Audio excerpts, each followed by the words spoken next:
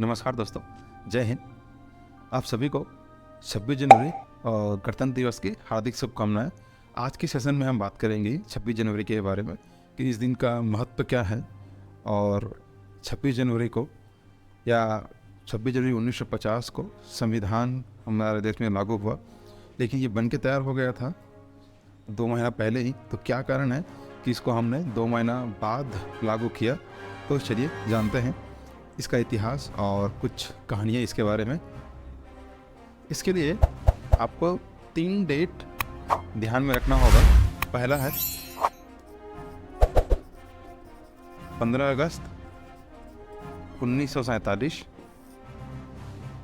दूसरा डेट है 26 नवंबर 1949 और तीसरा महत्वपूर्ण डेट है 26 जनवरी 1950। तो अब सबसे पहले बात कर लेते हैं 15 अगस्त 1947। आप सबको पता है इस दिन का ऐतिहासिक महत्व क्या है। जितने भी हमारे देशवासी सब ने स्कूल में कहानियों के माध्यम से जाना होगा इसके बारे में।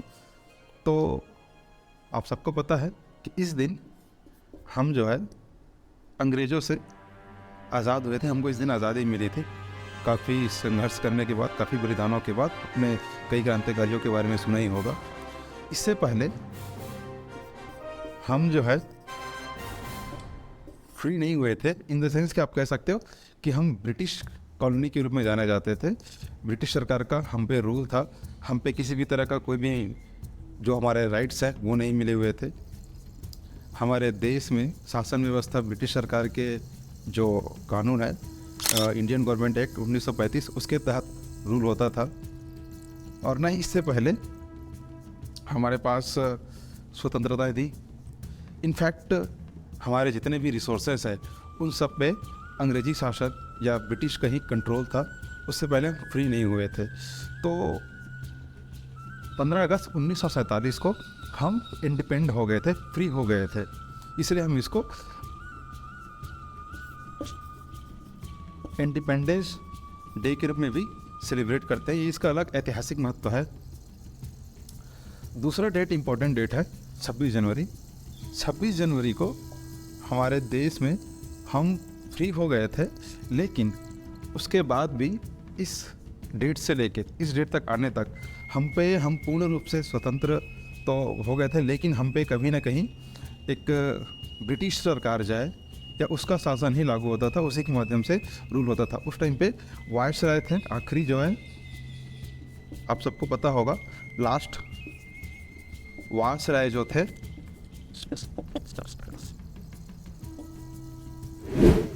माउंट बेटन थे, जो उस टाइम पे एक अंतरिम या कार्यकारी गवर्नमेंट के रूप में काम कर रहे थे। तो बात कर लेते हैं, अब आते हैं 26 जनवरी के बारे में। 26 जनवरी क्या है? 26 जनवरी को हमारे देश में संविधान लागू हुआ था और इसका एक इम्पोर्टेंस महत्व ये भी है कि इस दिन हम रिपब्लिक हुए थे। तो आज जो हम जानेंगे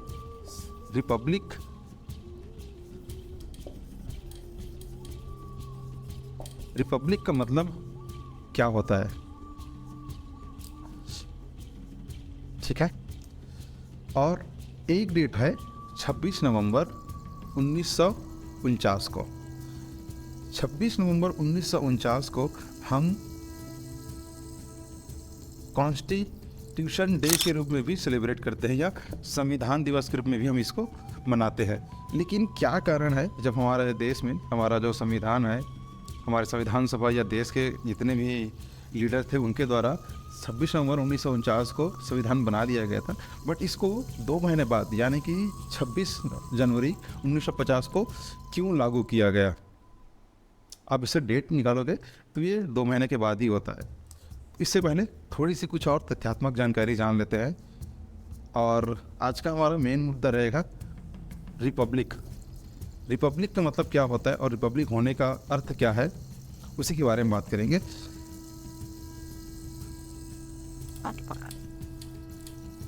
याद रखिएगा कि हम आज़ाद हो चुके थे 15 अगस्त 1947 को, लेकिन उसके बाद भी हम पूर्ण रूप से आज़ाद नहीं हुए थे, हमारे ऊपर अंतरिम रूप से या कार्यकारी रूप से ब्रिटिश गवर्नमेंट ही काम करती थी। उस टाइप उसको वायसराय, जो कि मैंने पहले बताया कि लास्ट वायसराय जो हमारे थे माउंट बेटन थे।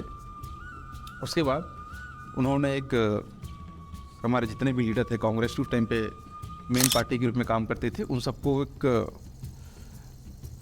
संविधान बनाने के लिए समय दिया गया। और संविधान बनाने में बहुत सारे लोग अलग अलग विभाग के तौर पे, या कह सकते हैं कि जैसे भी अलग अलग मंत्री होते हैं उसी टाइप से बहुत सारे सदस्य थे, लीडर थे, ग्रुप थे, उन लोगों ने अलग अलग विभाग में काम किया। और उसके बाद 26 नवंबर 1949 को हमारा संविधान बन के तैयार हुआ, या तैयार तो हो गया था बट इसको पूर्ण रूप से लागू किया गया 1950 को। और इसी दिन को हम संविधान लागू होने और रिपब्लिक डे के रूप में सेलिब्रेट करते हैं। तो रिपब्लिक होने का मतलब क्या है ये जान लेते हैं।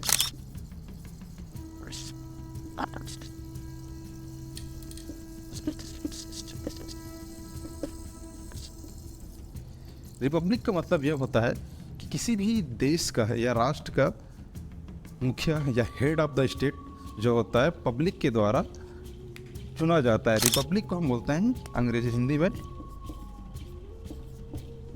गणतंत्र। गण का मतलब होता है आम जनता, आम पब्लिक, आप और हमारे जैसे लोग, इनका तंत्र, इनका शासन लागू होता है, इनके द्वारा सरकार चुनी जाती है। इसीलिए इंडिया में गणतंत्र हम उस दिन हुए 26 जनवरी 1950 को। और रिपब्लिक का मतलब यही होता है कि हेड ऑफ द स्टेट या किसी भी राष्ट्र का मुखिया जो है वो पब्लिक के द्वारा इलेक्ट किया जाता है, ना कि किसी परिवार के द्वारा या वंशानुगत हेरारकी जो चलती आती है कि राजा का बेटा राजा बनेगा, उस टाइप का हमारे यहाँ नहीं चलता। हमारे यहाँ देश का जो मुखिया है या हेड ऑफ स्टेट है वो पब्लिक के द्वारा चुना जाता है।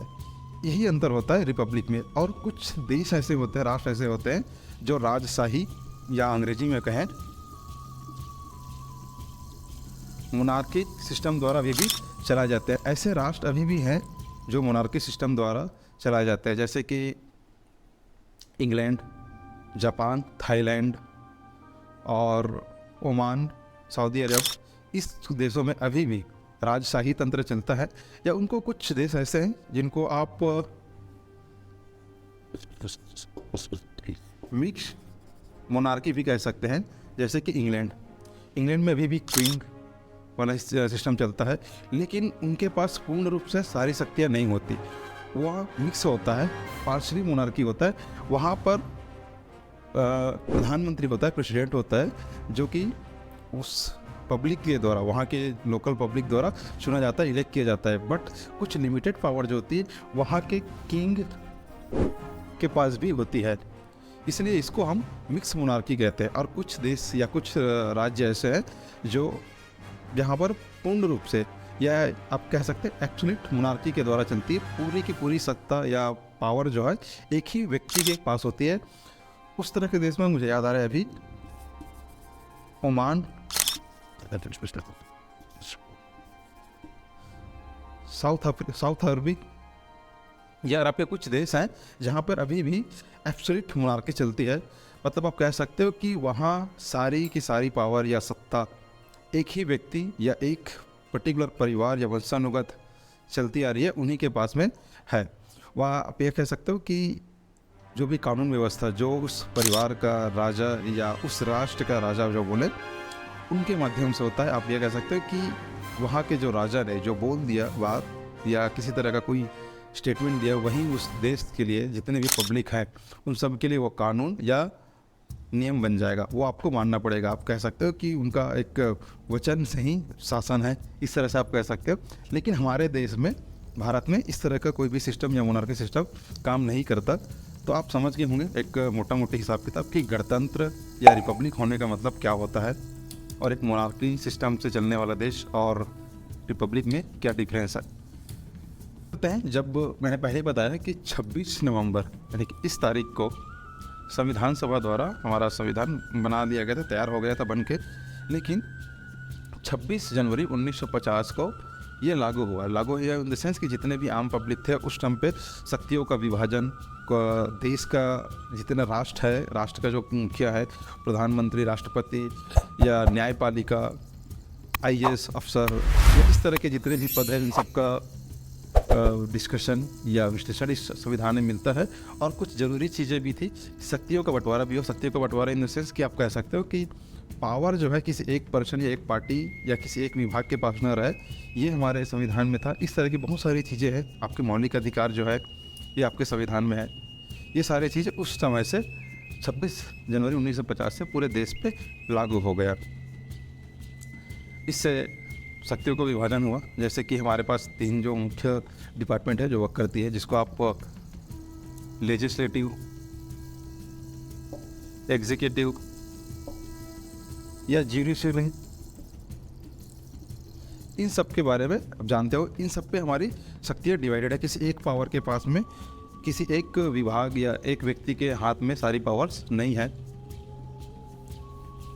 और यहाँ का मुखिया जो है, हमारे देश का मुखिया राष्ट्रपति, हेड ऑफ स्टेट, वो भी जो है पब्लिक, आम जनता के द्वारा चुना जाता है। किसी राजशाही या किसी एक परिवार से वंशानुगत चलते नहीं आ रहा है। हमारे यहाँ पे पब्लिक का या आम जनता का से उनके प्रतिनिधित्व द्वारा सरकारों का चयन किया जाता है।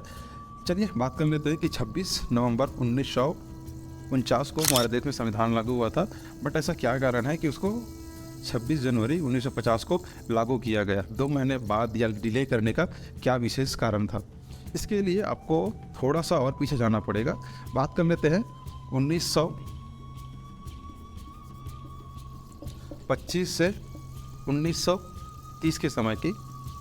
बात है 1929 की, जब भारतीय Congress, Indian national Congress party जो उस समय पे एक्टिव रूप से काम कर रही थी, उनका एक अधिवेशन हुआ, लास्ट अधिवेशन। जनरली इन सब का एक मीटिंग होता है जिनको अधिवेशन कहा जाता है। और उनका एक आखिरी महीने साल के अंत में इनकी एक मीटिंग होती थी, जो उस समय 1929 को हुई थी लाहौर में। क्योंकि उस टाइम पे पाकिस्तान अलग नहीं हुआ था। अभी लाहौर जो है पाकिस्तान में आती है। हम बात कर रहे हैं 1929 की। तो उस टाइम पे 1929 में एक मीटिंग हुई थी कांग्रेस की। और उस टाइम पे कांग्रेस का अध्यक्षता जो है मोतीलाल नेहरू कर रहे थे, जो कि हमारे पहले प्रधानमंत्री पंडित जवाहरलाल नेहरू जी के पिताजी थे। उन्होंने एक प्रस्ताव रखा था। उनके पास एक ऑफर थी, या इनफैक्ट कह सकते हो उनके साथ एक ब्रिटिश सरकार का साथ उनकी एक संधि हुई थी, बात हुई थी, जिसमें उन्होंने डोमिनियन स्टेटस लेने की बात कही थी। डोमिनियन स्टेटस मतलब कि आपको आज़ादी तो मिल जाएगी, बट पूर्ण रूप से आप आज़ाद नहीं रहोगे। आपके कुछ जो मुख्य डिसीजन है, इंटरनेशनल अफेयर्स या विदेशी संबंध, इन सब का डिसीजन अभी भी ब्रिटिश सरकार ही लेंगे, लेकिन आप कुछ चीज़ों के लिए फ्री हो गए। इसको बोला जाता है डोमिनियन स्टेटस। जैसे कि अभी हम पूर्ण रूप से आज़ाद है, तो हमारे जितने भी विदेशी संबंध है, नेवी है, संचार है, इन सब का कंट्रोल या डिसीजन हम स्वयं से लेते हैं। तो अभी हम फ्री हैं, कंप्लीट हैं, हम डोमिनियन स्टेटस पे नहीं हैं। तो उस टाइम पे यही बात चल रही थी। 1929 की मीटिंग में मोतीलाल नेहरू जी का कहना है कि हम, अंग्रेज सरकार जो है, हमको डोमिनियन स्टेटस देने के लिए तैयार हो गए हैं, जो कि उस टाइम पे अभी भी ब्रिटिश के शासन में ऑस्ट्रेलिया और कनाडा को ऑलरेडी ये डोमिनियन स्टेटस मिल चुका था। अब वो हमको इंडिया वालों को देने की बात कर रहे थे। बट उस टाइम पे 2 यंग लीडर थे, या उसके अलावा और भी थे, मुझे फिलहाल 2 ही याद आ रहे हैं। उनमें से एक हैं पंडित जवाहरलाल नेहरू और नेताजी सुभाष चंद्र बोस। ये दोनों उस टाइम पे काफ़ी यंग थे और इनका ये मानना था कि हमको डोमिनियन स्टेटस नहीं लेना है, हमको चाहिए कंप्लीट फ्रीडम, पूर्ण स्वतंत्रता या पूर्ण स्वाधीनता ही मिलेंगे। तो उनका ये था मानना, और उन्होंने इस अधिवेशन में मोतीलाल नेहरू जी का विरोध किया। और उन्होंने इस रेंज में एक डेट भी दे दिया कि हम पूर्ण स्वतंत्रता लेके रहेंगे, हमको डोमिनियन स्टेटस नहीं चाहिए। और उन्होंने इस मीटिंग में, जो कि हुआ था दिसंबर 1929 में, और सर्वसम्मति से ये लागू हुआ कि इस दिन जो है, अब हम जो है अंग्रेजी सरकार के गुलाम नहीं रहेंगे, हमको डोमिनियन स्टेटस नहीं चाहिए, हमको चाहिए कंप्लीट एब्सोल्यूट फ्रीडम, सारी पावर अथॉरिटी हमारे हाथ में होनी चाहिए, हम अंग्रेज़ों के शासन की अब बात नहीं मानेंगे, उनके अधीन रह के काम नहीं करेंगे।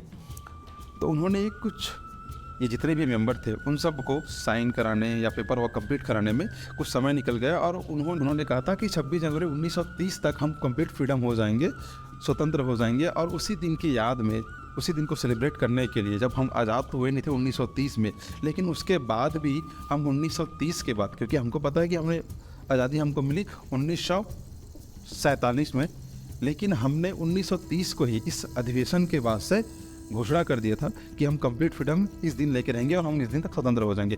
उसी दिन के बाद से 26 जनवरी 1930 से हमने स्वाधीनता दिवस या फ्रीडम दिवस मनाना सेलिब्रेट कर दिया। उसके बाद से लेके आज तक अंग्रेज शासन के गुलाम रहते हुए भी हम लोगों ने, या कांग्रेस पार्टी के जितने भी अध्यक्ष थे या उस समय जितने भी मेंबर थे, क्योंकि उस टाइम पे एक ही पार्टी रूल कर रही थी, रन कर रही थी, जो एक्टिव रूप से काम कर रहे थे।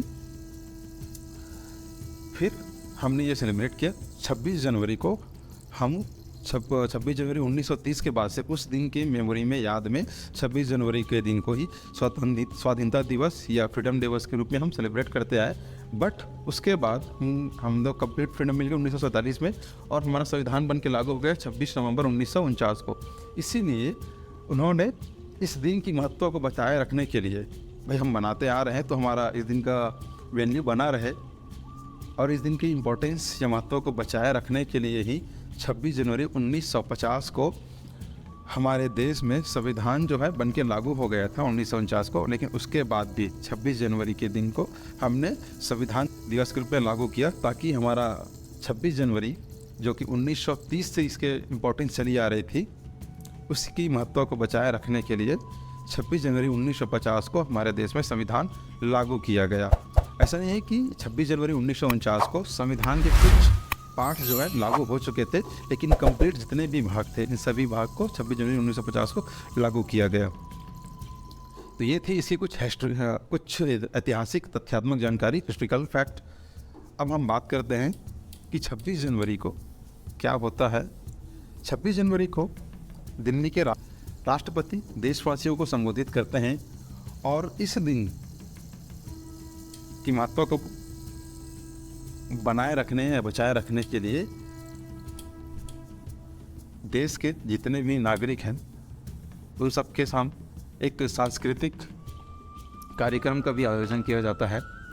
और उस दिन विशेष रूप से जितने भी हमारे सेना के जवान हैं, थल सेना, वायु सेना और नेवी, उन सबके प्रमुख भी है इस समय उपस्थित रहते हैं। और इस दिन जितने भी सेना के तोप हैं, टैंक हैं, हथियार हैं, इन सब का प्रदर्शन किया जाता है। बेसिकली ये दिखाया जाता है कि हम अपने शक्तियों का प्रदर्शन करते हैं। इसके साथ ही हमारे देश में आपको पता है कि हम डाइवर्सिफाई हैं, अलग अलग जाति धर्म के लोग बिलोंग करते हैं, सबकी संस्कृति कल्चर अलग अलग होती है।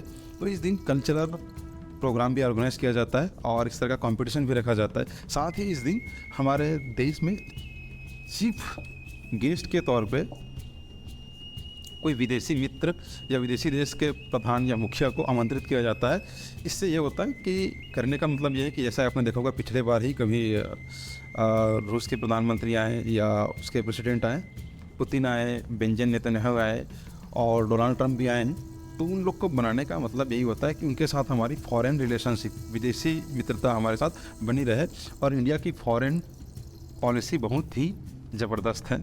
तो हर साल की तरह इस बार भी किसी न किसी अपने विदेशी मित्र या उनके साथ संबंध को बनाए रखने के लिए इसको चीफ गेस्ट के रूप में आमंत्रित किया जाता है। और साथ ही कल्चरल फेस्टिवल या कल्चरल प्रोग्राम ऑर्गेनाइज किया जाता है और कंपटीशन किया जाता है। तो ये थी 26 जनवरी से संबंधित कुछ तथ्यात्मक और कुछ हिस्टोरिकल फैक्ट। आई होप कि आपको पसंद आया होगा, अच्छी लगी होगी जानकारी, और आप समझ गए होंगे कि रिपब्लिक होने का मतलब क्या होता है, 26 जनवरी और 15 अगस्त में क्या अंतर होता है। 26 जनवरी को हम गणतंत्र दिवस के रूप में सेलिब्रेट करते हैं और 15 अगस्त को हम इंडिपेंडेंस डे के रूप में सेलिब्रेट करते हैं। आप लोगों ने कई बार देखा होगा कि हमारे देश में बहुत सारे पॉलिटिकल लीडर्स होंगे, नेताएं होंगे, जो जब भाषण देते हैं इस पर्व में या इस समय के उपलक्ष्य में स्कूल कॉलेज में, अपने अपने क्षेत्रों में, तो कई बार उन्होंने गलती से या अनजाने में कभी 26 जनवरी को इंडिपेंडेंस डे, स्वतंत्रता दिवस के रूप में बोल देते हैं, संबोधित कर देते हैं, या उनके पोस्टर में भी इस तरह की गलतियाँ देखने को मिल जाती हैं। तो हमारे जितने भी देश के नागरिक हैं, जो आम जनता है, उन सबको भी इस चीज़ों को समझने या जानने की आवश्यकता है कि दोनों में अंतर क्या है। साथ ये था कुछ जानकारी।